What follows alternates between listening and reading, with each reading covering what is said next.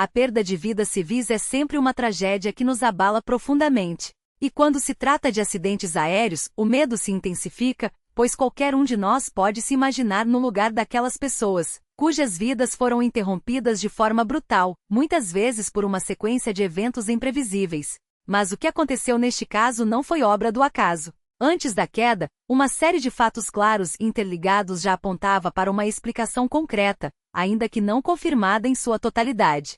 No entanto, as evidências disponíveis são contundentes. O avião foi abatido por um sistema de defesa antiaérea russo na Chechênia. Agora, a grande questão é: o que exatamente ocorreu? Quais serão as consequências desse episódio? Foi um drone ucraniano ou há provas de que o ataque partiu de forças russas? Vamos analisar cada detalhe. Mais do que uma simples consequência da guerra que a Rússia insiste em prolongar contra a Ucrânia, esse desastre é resultado direto de decisões tomadas por uma figura específica, Ramzan Kadyrov, líder da Chechênia, um homem obcecado pela própria segurança. Após ataques ucranianos com drones a alvos militares em seu território, Kadyrov aparentemente tomou medidas que culminaram nessa tragédia. Se ainda não conhece o canal Mykola Makowski, não perca tempo e acompanhe hoje mesmo.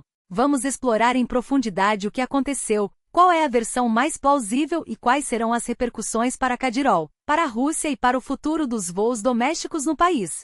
E se quiser ajudar a disseminar essas informações, deixe seu like, comente e assine o canal. Seu apoio faz toda a diferença para que mais pessoas tenham acesso a esses fatos. Antes de prosseguir, quero expressar minhas mais sinceras condolências às famílias e entes queridos das vítimas. Também desejo uma rápida recuperação aos feridos dessa terrível ocorrência. Embora o termo acidente aéreo seja comumente usado, mesmo em casos de abatimento, prefiro não empregá-lo aqui. O que aconteceu não foi um acidente, mas um ato deliberado com responsáveis claros. Acidente sugere algo fortuito, e nesse caso não houve nada de aleatório. Sim, houve erros, mas infelizmente os culpados provavelmente não serão punidos, embora devessem.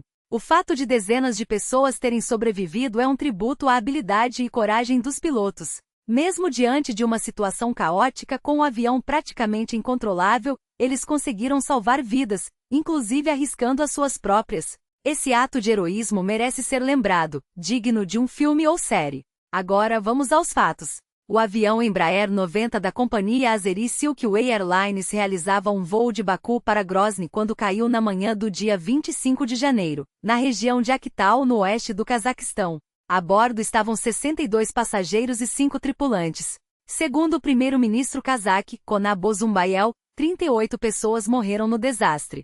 Das 29 hospitalizadas, 3 são crianças, e 11 estão em estado grave. Imagens do momento da queda mostram o avião mergulhando em um ângulo de 45 graus antes de explodir ao atingir o solo. Outros vídeos, gravados após o impacto, exibem sobreviventes em meio aos destroços. Quase imediatamente uma figura central nessa história expressou suas condolências, Ramzan Kadyrov, líder da Chechênia. Em uma mensagem em seu canal no Telegram, ele lamentou a tragédia e desejou melhoras aos feridos. Curiosamente, Kadyrov é justamente a pessoa que, segundo as evidências disponíveis, pode ter contribuído diretamente para esse desastre. O analista militar Peter Bomber publicou em seu canal um vídeo dos destroços, onde é possível ver marcas na fuselagem do avião, compatíveis com danos causados por fragmentos de mísseis antiaéreos. Ele questionou se os especialistas perderiam tempo discutindo se os danos foram causados por uma bomba no compartimento de bagagens, mas deixou claro que a explicação mais provável é outra. Outros canais especializados corroboraram essa versão, destacando que as marcas na fuselagem e no lado esquerdo da asa são consistentes com o impacto de um míssil. Fotos e vídeos de outros aviões civis e militares abatidos durante a guerra mostram padrões semelhantes. Alguns sobreviventes relataram ter visto grandes fragmentos de metal perfurando a cabine. Imagens do interior do Embraer revelam sinais de despressurização, com buracos visíveis nos assentos, provavelmente causados por estilhaços. Na manhã do dia 25 de dezembro, sistemas de defesa antiaérea russos na área de pouso do avião estavam em alerta máximo, repelindo ataques de drones ucranianos. A informação foi inicialmente divulgada por um canal de Telegram pró-russo e depois confirmada por fontes do jornal Baza. Segundo relatos, um plano de segurança especial foi ativado, e voos comerciais foram temporariamente suspensos. No entanto, ao contrário de ocasiões anteriores, quando drones ucranianos atacaram alvos na Chechênia, Kadyrov não fez nenhum pronunciamento público. Nas vezes passadas, ele costumava exibir prisioneiros ucranianos, fazer ameaças e divulgar vídeos de propaganda. Desta vez, silêncio absoluto. Por quê? Porque admitir a presença de drones ucranianos na região implicaria reconhecer que um sistema de defesa antiaérea russo, sob seu comando, abateu um avião civil. Nem todos em seu círculo seguiram essa estratégia de omissão. Anzat Kadyrov, sobrinho de Ramzan e secretário do Conselho de Segurança da Chechênia, confirmou em uma postagem no Instagram. Apesar da plataforma ser proibida na Rússia, que drones ucranianos haviam sobrevoado a região naquela manhã. Ele até publicou um vídeo mostrando os ataques, antes mesmo que os detalhes da queda do avião fossem divulgados. Sugerir que um único drone teria causado o acidente. A informação de que os veículos aéreos não tripulados teriam atingido algum alvo específico não passa de uma distorção. O que Anzat Kadyrov publicou na verdade foi um ato de exibicionismo, uma tentativa de se vangloriar antes mesmo que os fatos fossem esclarecidos. E assim como aconteceu em 2004 com um post anônimo em um grupo de atiradores no VKontakte, que acabou se tornando uma confissão involuntária. A postagem de Kadyrov foi feita na história de um perfil verificado chamado Bogurger, administrado por figuras próximas ao círculo checheno. A identidade do autor foi confirmada por veículos especializados na região do Cáucaso, mas as autoridades locais seguiram em silêncio, sem mencionar qualquer ataque com drones naquela manhã. Enquanto isso, canais do Telegram ligados a estruturas de segurança começaram a vazar fragmentos de comunicações entre pilotos, controladores de voo e despachantes. As gravações revelam que a aeronave sofreu danos externos e perdeu o controle durante a aproximação para pouso na capital chechena. Inicialmente, a tripulação chegou a sugerir que o problema poderia ter sido causado por uma colisão com pássaros. Minutos depois, porém, os pilotos solicitaram autorização para desviar a rota em direção a Mineralnivod, mas logo mudaram de ideia. O aeroporto de Makhachkala, no Daguestão, estava mais próximo, mas por razões ainda não esclarecidas, não foi a opção escolhida. Uma das hipóteses é que a perda de controle da aeronave tenha impossibilitado a manobra. Outra teoria, mais controversa, sugere que o avião teria sido deliberadamente direcionado para uma área remota, como o mar, para ocultar evidências de que fora abatido por um sistema de defesa antiaérea. A ideia soa conspiratória, mas só será possível descartá-la ou confirmá-la com a análise dos dados da caixa preta e das comunicações completas entre a tripulação e os centros de controle. Onde o avião foi atingido, porém, já não há dúvidas, em algum ponto do espaço aéreo checheno. A questão agora é como. E as evidências, embora ainda não conclusivas, apontam para uma explicação cada vez mais difícil de refutar. Os danos no fuselagem da aeronave, múltiplos furos de entrada e saída, concentrados principalmente na cauda e no estabilizador vertical, são compatíveis com os efeitos de uma ogiva de fragmentação, típica de mísseis antiaéreos. Especialistas que analisaram as imagens, como o analista militar Oliver Alexander, destacam que os padrões de perfuração não correspondem a impactos de pássaros ou detritos de uma explosão interna. Se fosse um choque com aves, argumenta Alexander, haveria mais deformações e menos furos precisos com bordas nítidas. Cada um dos orifícios parece ter sido causado por fragmentos metálicos de alta velocidade, capazes de perfurar a fuselagem com energia cinética suficiente para atravessá-la. A hipótese de colisão com pássaros foi descartada também por especialistas cazaques, como o ex-piloto Mukhtar Bayol, em entrevista ao jornalista Daniar Adambeko. Segundo ele, um avião comercial poderia continuar voando mesmo após perder um motor por impacto com aves, mas dificilmente resistiria a múltiplos choques simultâneos.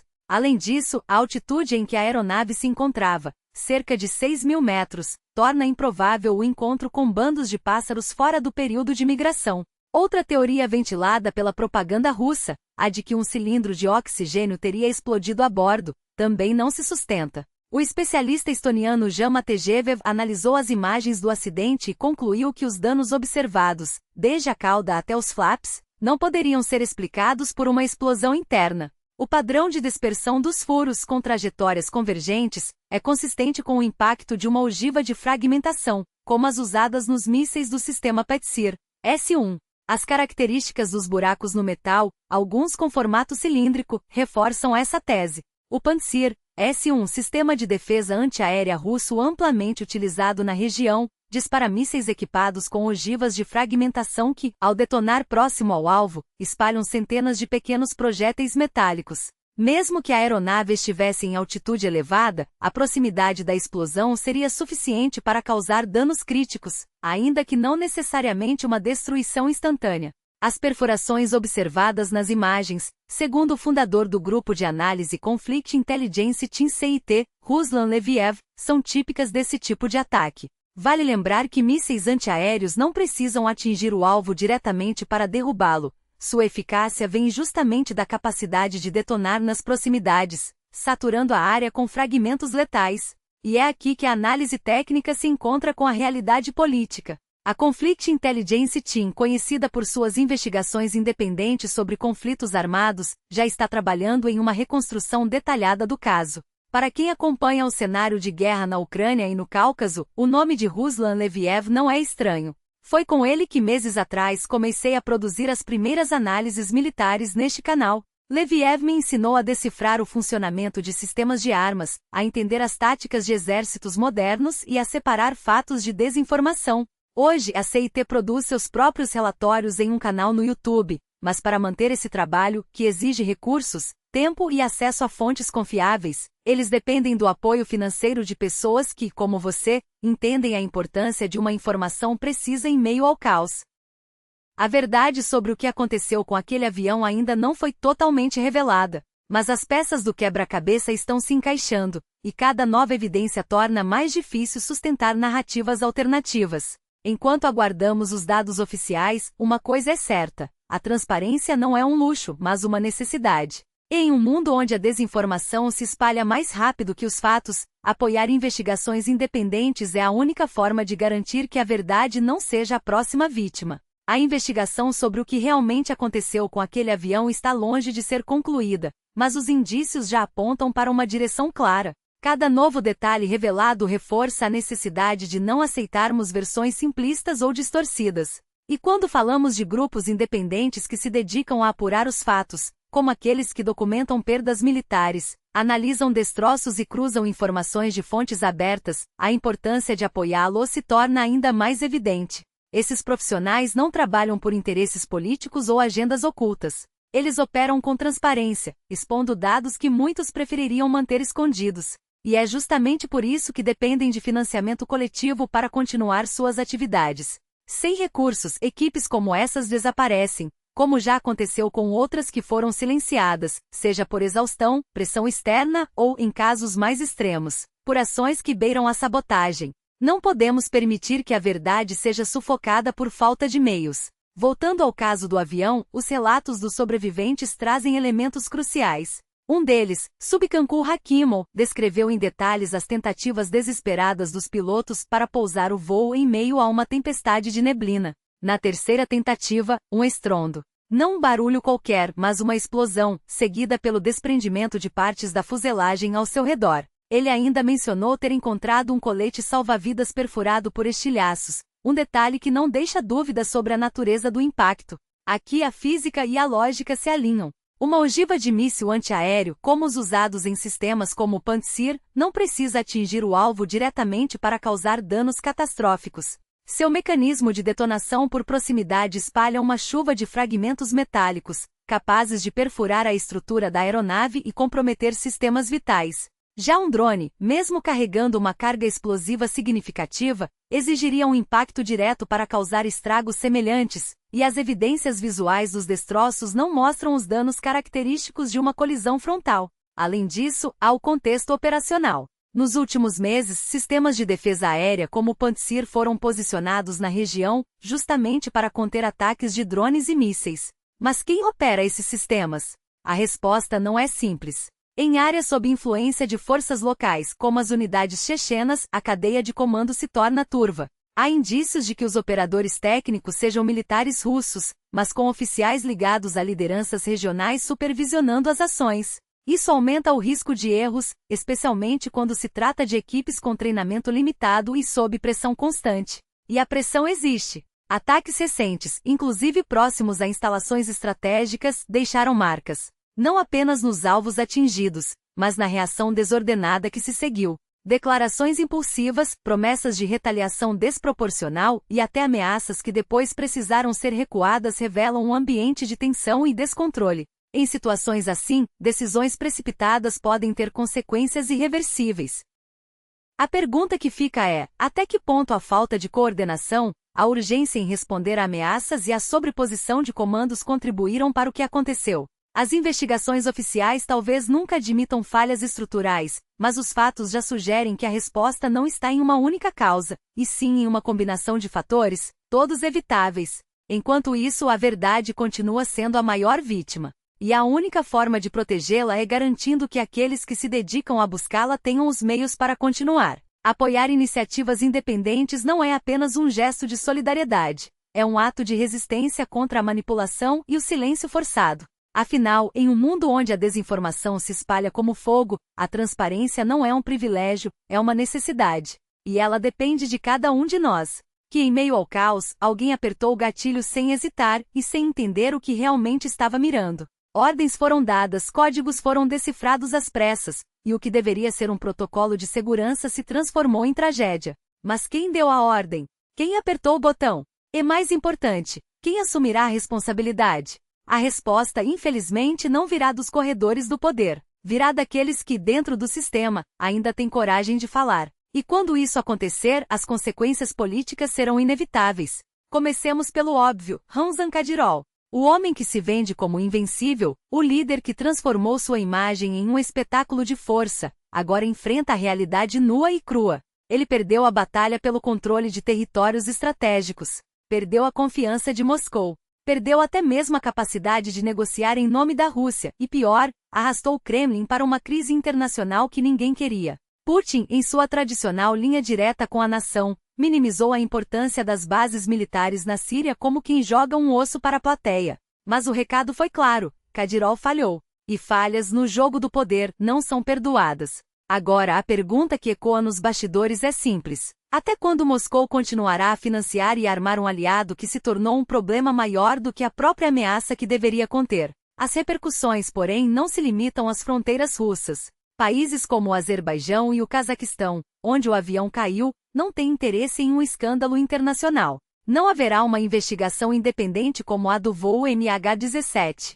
Não haverá um tribunal para julgar os responsáveis. O que haverá sim são negociações silenciosas, trocas de favores, compensações financeiras, acordos de bastidores. Mas mesmo que o mundo não veja, o dano já está feito. A Rússia, mais uma vez, será lembrada não pela transparência, mas pela impunidade. E isso tem um preço. Para líderes como Ilham Aliyev do Azerbaijão, a tragédia é um teste de imagem. Seu regime, construído sobre a narrativa de força e controle, não pode se dar ao luxo de parecer fraco. Qualquer sinal de hesitação será explorado pelos adversários. Por isso, a reação será calculada, não um confronto direto, mas uma dança de pressões e concessões. O que a Rússia oferecerá em troca do silêncio? Que moedas de troca serão usadas para abafar o caso? As respostas virão nos próximos dias, mas uma coisa é certa: o episódio deixou marcas que não serão apagadas com facilidade. E há ainda um terceiro nível de consequências, talvez o mais perigoso de todos: o interno.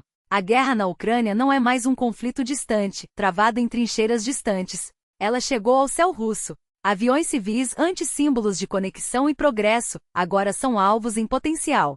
O espaço aéreo sobre cidades como Moscou e São Petersburgo permanece aberto, mas até quando? Cada voo comercial se tornou uma roleta russa. Cada passageiro um refém involuntário da incompetência e da paranoia de um sistema que não sabe distinguir ameaças reais de fantasmas.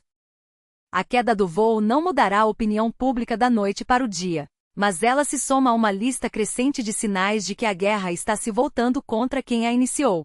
Inflação, sanções, mobilizações forçadas, empresas ocidentais abandonando o país, jovens fugindo para evitar o fronte e agora, o risco real de morrer em um avião por um erro de cálculo. Cada um desses elementos é uma peça de um quebra-cabeça que, aos poucos, revela a verdadeira face do regime, um sistema que devora seus próprios cidadãos em nome de uma ilusão de grandeza. A pergunta que fica é: até onde isso pode ir? Quantas surpresas, como essas serão necessárias para que a realidade finalmente se imponha? Não sabemos. Mas uma coisa é certa: a cada novo episódio, a conta fica mais cara. E quem paga no fim das contas não são os generais ou os políticos. Somos nós. Todos nós.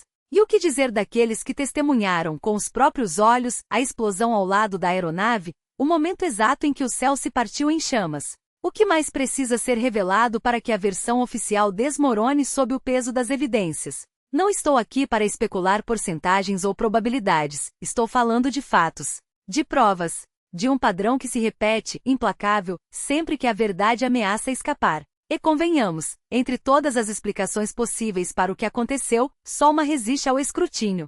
Só uma faz sentido quando olhamos para o contexto maior. O que vem pela frente dependerá de uma investigação séria, se é que ela virá. Dos dados das caixas pretas, das decisões que serão tomadas nos bastidores, dos interesses que se sobrepõem à justiça. Afinal, foi em território russo que o avião caiu. E território russo hoje é sinônimo de zona de sombras, onde as regras são ditadas pela conveniência, não pela transparência. As variáveis são muitas, mas uma coisa é inegável: o que aconteceu ali não foi um acidente isolado. Foi mais um capítulo de uma guerra que Vladimir Putin insiste em chamar de operação especial, mas que na prática, é uma máquina de destruição sistemática. Uma guerra de extermínio contra o povo ucraniano. E guerras assim não têm fronteiras. Não poupam inocentes. Não escolhem vítimas. Elas se espalham, contaminam, arrastam consigo todos que cruzam seu caminho, ucranianos, russos, estrangeiros, civis, militares, crianças. Porque a violência, quando liberada, não conhece limites. Ela se alimenta de si mesma, cresce, devora tudo ao redor. E enquanto Putin continuar a empurrar seu país e o mundo para o abismo, as tragédias se multiplicarão. Não como erros de percurso, mas como consequência lógica de um sistema que normalizou o inaceitável. A pergunta que fica é: até quando vamos aceitar que a vida humana seja tratada como moeda de troca? Até quando vamos fingir que isso não nos diz respeito? Porque, no fim, a conta sempre chega. E ela não é paga em rublos, dólares ou euros. É paga em sangue, em luto, em famílias despedaçadas, em sonhos queimados junto com os destroços de um avião. A guerra não é um espetáculo distante. É uma realidade que nos alcança, mesmo quando tentamos desviar o olhar. E cada vez que fechamos os olhos para uma mentira, estamos abrindo caminho para a próxima.